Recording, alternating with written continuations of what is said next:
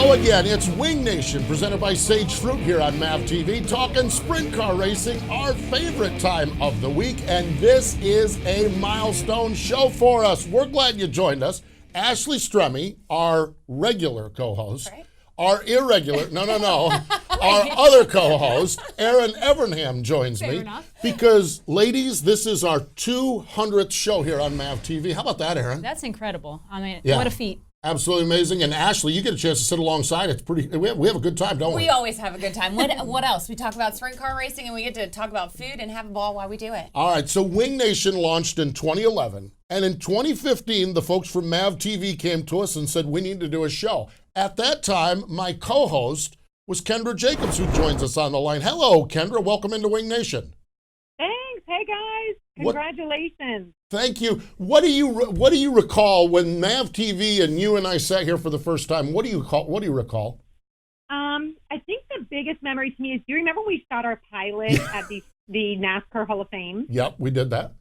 That was probably the biggest memory to me, and it was just kind of like, I think we all knew in that moment that if this gets picked up, this is a big step, not just for us and what we were doing, but for sprint car racing as a whole. Yep. I distinctly remember that night, and then all of us kind of celebrating at BW3s and being like, we did it, like it's done. We have one in the can. And just that feeling of, okay, now let's see if people like it as much as we like it. And it turns out good. They did. Yeah. And that night we actually had Dave Blaney come down and join us, and Dave was part of our pilot show that never aired. We had Dave Blaney do it. Yeah, it never aired. Dave Blaney. Yeah. He was a good prop. Yeah, that's all he was. Yeah. We need a stand-in, Dave Blaney. Yeah, we need a prop. Get one of the Blaney boys. They'll do it. Yeah. And Kendra, when you think about it, and we're going to show a lot of the highlights during the show, man, we have, with you, with Ashley, with Erin, we've covered a lot of ground and just talked to some fascinating people on Wing Nation. It's been incredible. And being born and raised in the sport, you think you have a really good grasp on what's going on and the backstories and the families. But being able to dig deep with some of our guests and get these stories that we don't know, it's just been enlightening. And it makes you love the people of our sport even more. And, I significantly remember an interview with Greg Hodnett and him talking about his father. And that was probably one of the most emotional interviews that I've ever been a part of. And that's probably the one that stands out with me the most. He's just an incredible person. And getting to get that moment with a driver was incredible. Incredible people, that's for sure. Kendra, we love you. Thank you so much for being part of our great history and joining us here on the show. Thanks, guys. Keep it going. There we go. We'll keep digging. That is Kendra Jacobs. Now, she's the marketing director at Knoxville Raceway for our Driving Diesel all-death-defying move of the week. We had her pick, and she looks back to the All-Star race in July and the great young talent known as Gio Scelzi.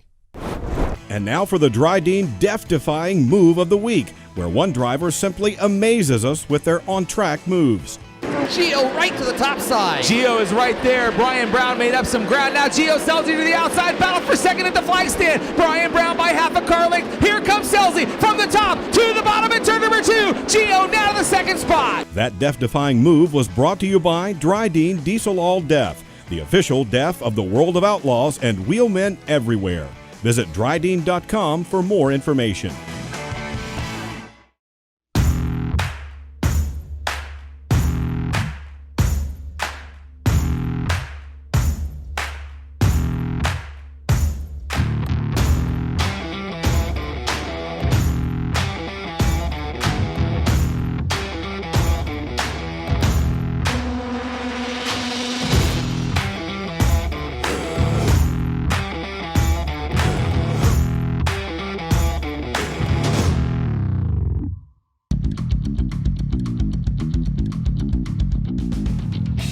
Wing Nation presented by Sage Fruit, our 200th show. And over the course of those 200 shows, we have talked to some of the biggest legends in the sport of sprint car racing.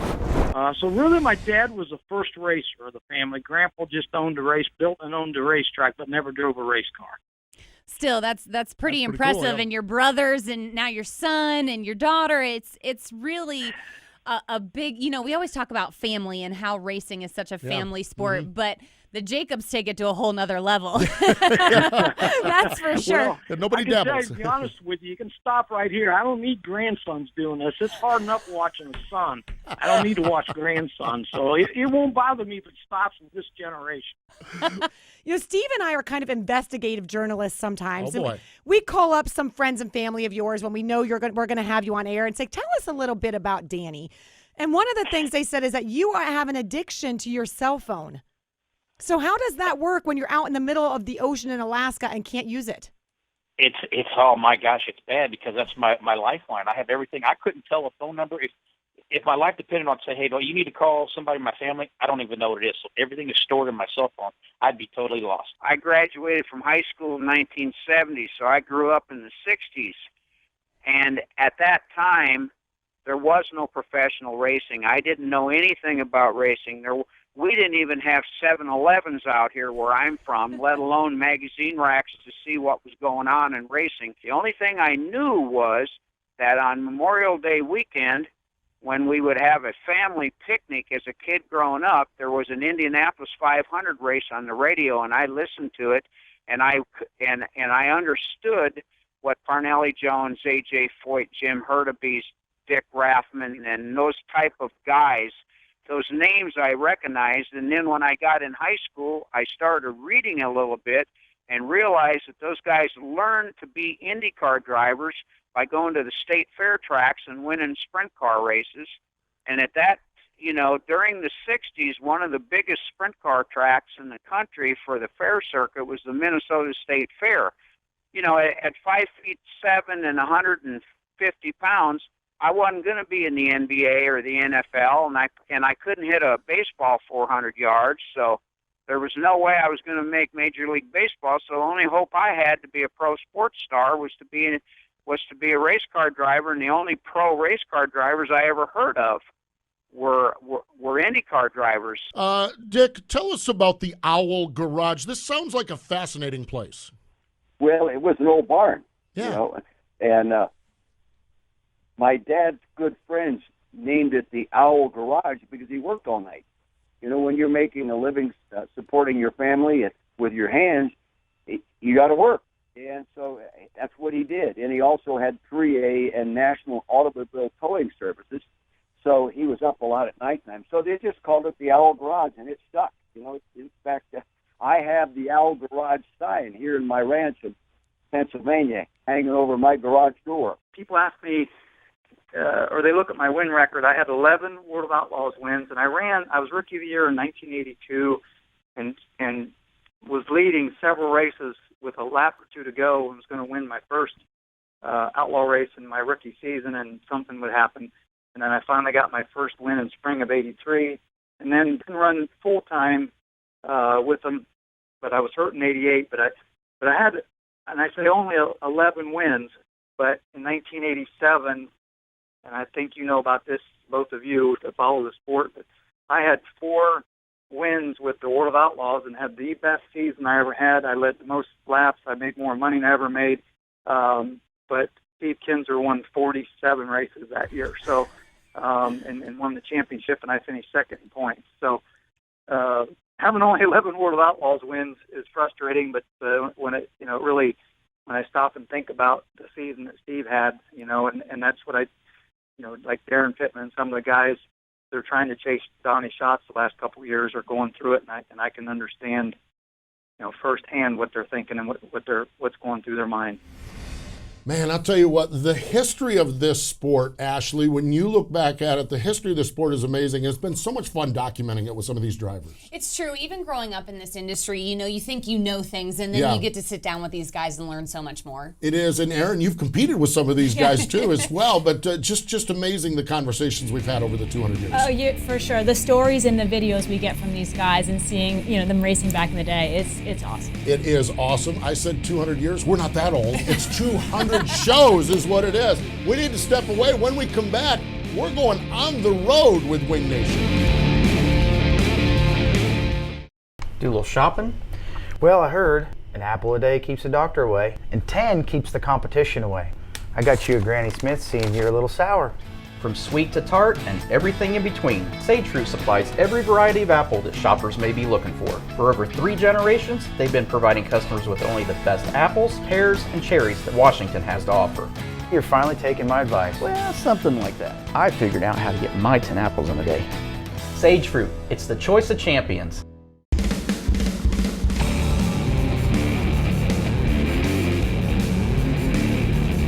Ashley Stremme, Erin Evernham, and Steve Post here. It's our 200th show here on MAVTV of Wing Nation. And yes, we've done a lot of work here in the studio, but we've had a ball when we've taken the show on the road also.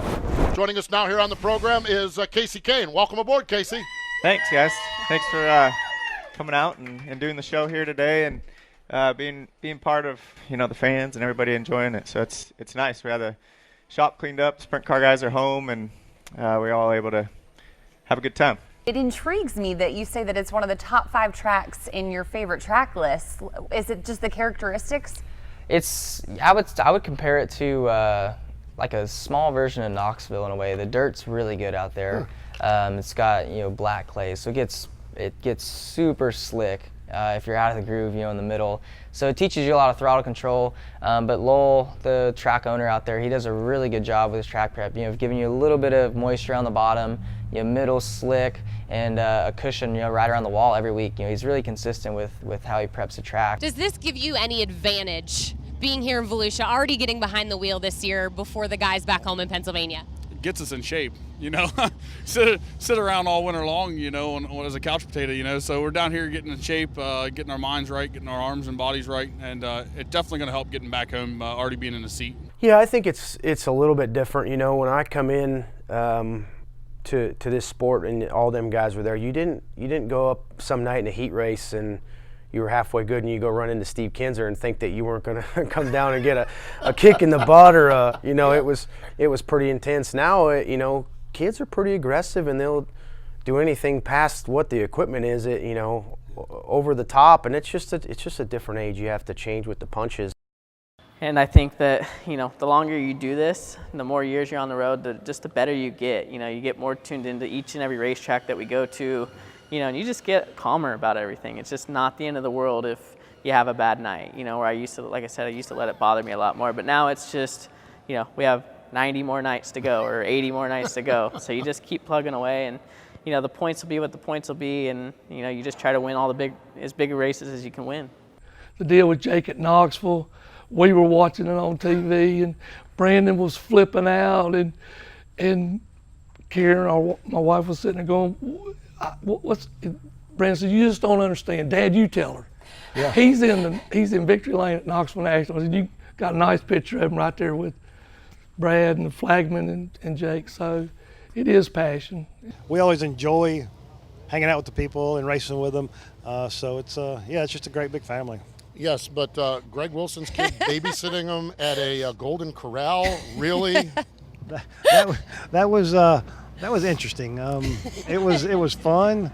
They were busy, so we took the girls over to eat, and they ate good, and then I think it was Paul that fed them whatever ice cream with whatever they wanted. On the way out the door, we grabbed, I think it was 2 blue and 2 pink cotton candies, and we left them there. We went on down the road, and they were hopped up on all kind of candy there for the rest of the night, so it was good.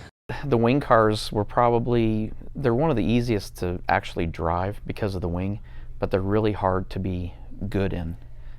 Guys like Donnie Schatz and Brad Sweet and Darren Pittman and David Grabble. These are guys that out there are the guys every week to be good at. With the World of Outlaws, then you got Chad Kemenaugh and Dave Blaney and Tim Schaefer, guys that are going to run with the All-Stars this year, Jack Hodenshield, that are really good in these cars. And it's everybody can get around the track in a wing car, but it just seems like of all the cars I've ever driven, which is about 24 different types of race cars, that the wing car was the hardest to be really, really good at.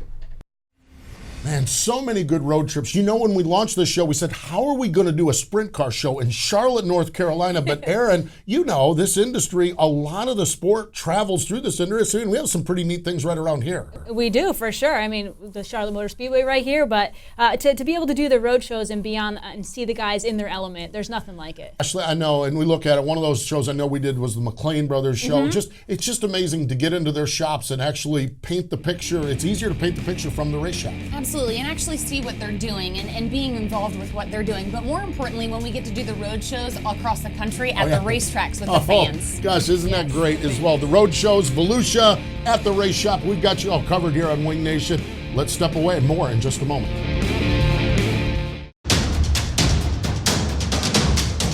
Citywide to countryside. Whatever you drive, wherever you go.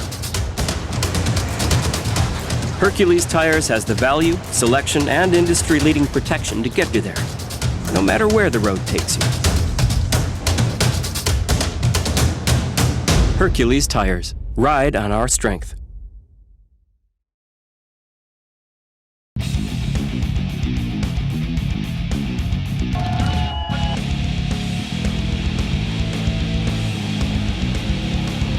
All right, so we've had the legends of the show. We've taken this show to some great places, and we also have had some of the biggest names in motorsports here on Wing Nation.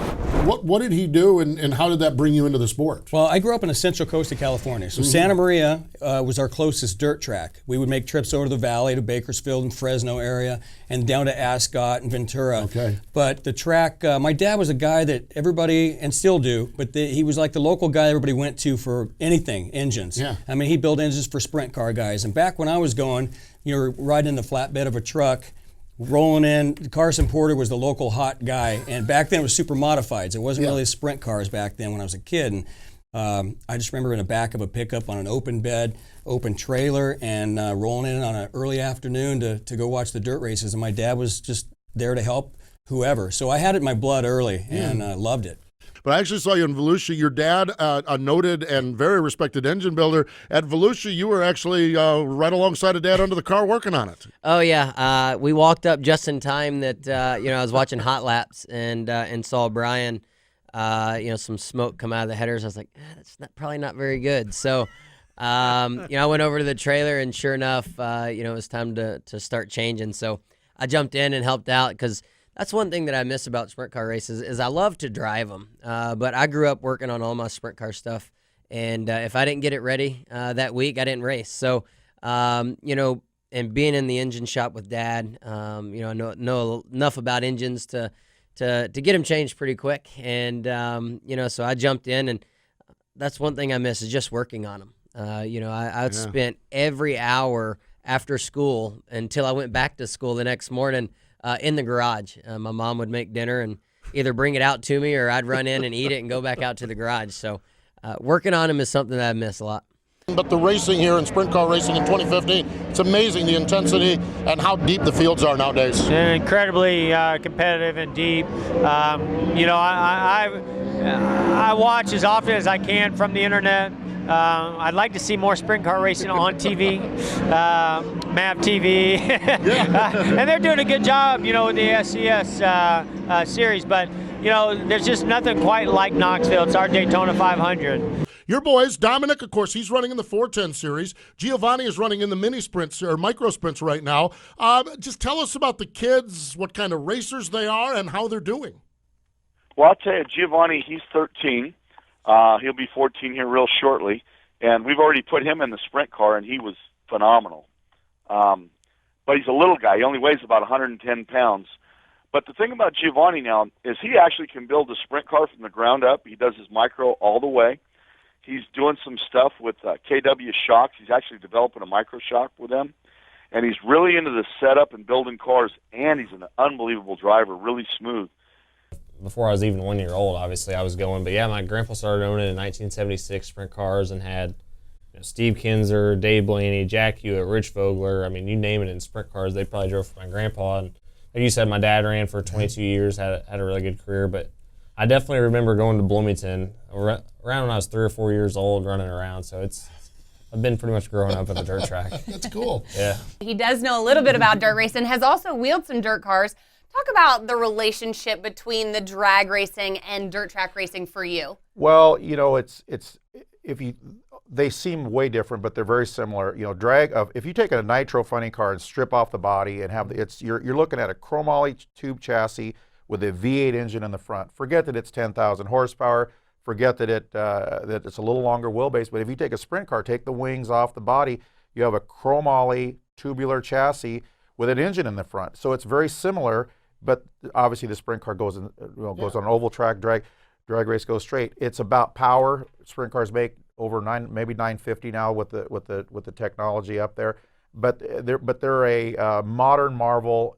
Both of them, they're the greatest race cars. I don't know why everybody doesn't think that the World of Outlaw sprint cars are not the greatest thing ever, including a nitro funny car.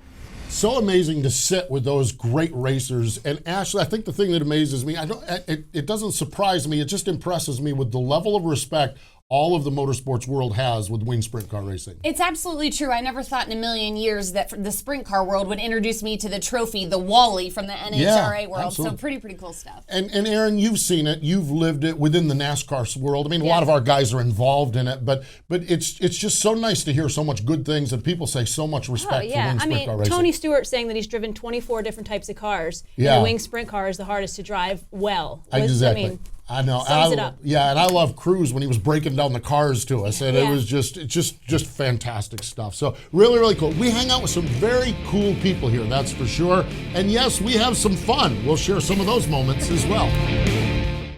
Do a little shopping? Well, I heard an apple a day keeps the doctor away, and 10 keeps the competition away. I got you a Granny Smith, seeing you're a little sour. From sweet to tart and everything in between, Sage Fruit supplies every variety of apple that shoppers may be looking for. For over 3 generations, they've been providing customers with only the best apples, pears, and cherries that Washington has to offer. You're finally taking my advice. Well, something like that. I figured out how to get my 10 apples in a day. Sage Fruit, it's the choice of champions. It's the 200th episode of Wing Nation presented by Sage Fruit here on MAVTV. And while we're all buttoned up and serious all the time, well, I don't know about that. It's not always this serious. Yeah, here it is. We even have our own blooper tape. Hi, I'm Kerry Madsen. You're watching Wing Nation on WAV. Let's do it again. Y'all ready for this? And he's got a wide angle lens for both of us. Kendra Jacobs and the Blaney brothers. Vintage Kendra Jacobs and the Blaney brothers. I'm Wayne Johnson. You're watching. I never thought, just because of sprint cars, that I'd be sitting here with a Woody, with the trophy with the NHRA guys. Let's go back. That was a Wally. Wally. I'm not sitting here with a... I'm already goofy, but... It's finally back in action. We're here in Florida, and I get to watch my beloved sprint cars, but I also get to watch my husband race with the modifieds here today. Indeed, and Tony Stewart making a cameo on the show. Yeah, we're working. Are you working? I love this show. I mean, this is where it's at. I mean, if you're not here, I mean, what else are you doing? I mean... That's exactly right. Exactly. This is the place to be. Now I got to go back to work. Okay, back to work. Thanks, you got a car to work on. There we go. So how about that? You heard it there first. Tony Stewart is working as well. we got a new blooper to add to the reel. Hi, I'm James McFadden. You're watching Wing Nation on MTV. For Ashley Stremme, for Jason Sides, I'm Steve Post. Thanks for joining us here on the Motor Racing Network. I've been kissed by Jason Sides and by Terry McCarl, so how about that? Oh, you kidding me? Yeah, I'm a pretty big deal. Erin and I are still waiting for first. Who would have thought it was going to be Steve first? Who saw that coming? That is for sure. And who saw 200 shows coming from Wing Nation? It's been amazing. We need to thank Chris Schwartz, our president here at Motor Racing Network, Craig Moore, our producer, Brian Yesowich, and our video production crew. Ladies, we get to sit out in front of this thing and have a good time. But Erin, it's those people that make it all happen that allow us to have the good time. Absolutely. So thankful for MRN and so thankful for all of our fans. All of our fans, absolutely, Ashley, and our drivers and everyone who joins us. Of course. And I'm glad that this little area houses sprint car racing and loves it as much as we do, because it takes a family to make this happen. It really, really does. And for all of you who tweet your seat, thank you as well. So, hey, we appreciate you joining us here for our 200th episode of Wing Nation, presented by Sage Fruit.